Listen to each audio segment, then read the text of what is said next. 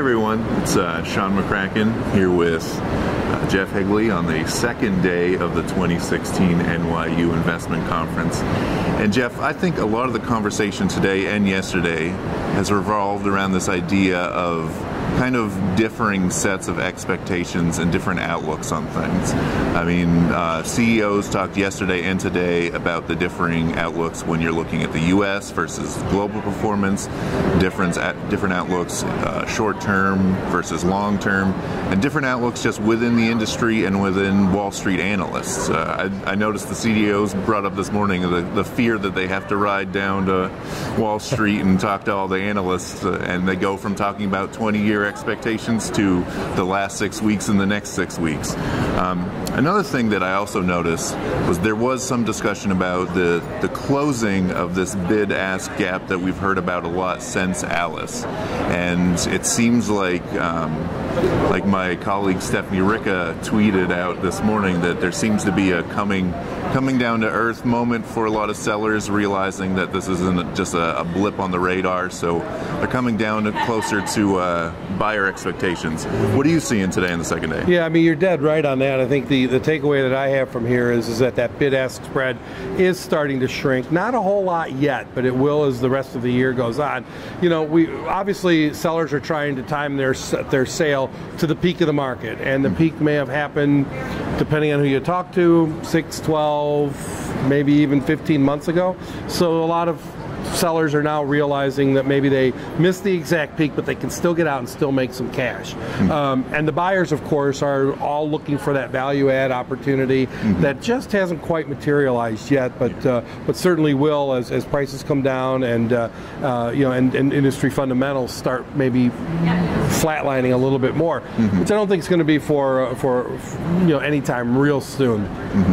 The other component to that's been talked about a lot is industry consolidation. You know, we have the big Starwood acquisition of being acquired by Marriott, and you know, they can't pinpoint when it's going to close.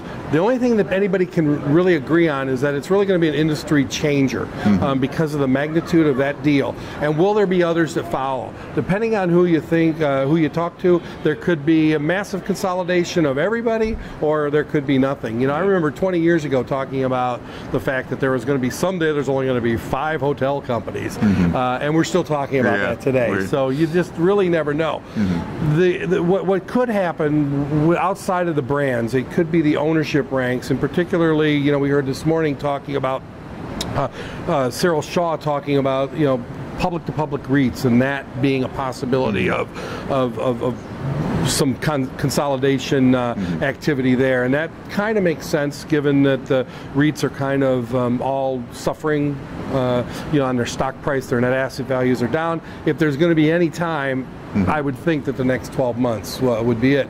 So it's an investment conference. We're talking about investment. We're talking about sales. We're talking about buying. We're talking about consolidation.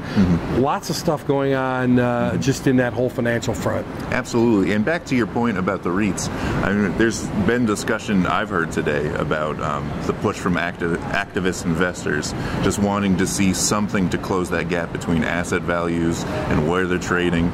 Maybe M&A is the solution for that for some REITs, but we'll just have to wait and see. Could very well be. You know, the question about the activists is do they really have the best interest of the company in mind? Are they looking for a quick fix? You know, the fundamentals of the industry, you know, are such that, you know, you talked about the big bad Wall Street guys are kind of dictating now. There's fear of them, and that's really what is one of the drivers of the NAVs of REITs being affected negatively. Okay. So from the second day at NYU, it's me, Sean McCracken, news editor, here with Jeff Higley, our editorial director, and thanks a lot.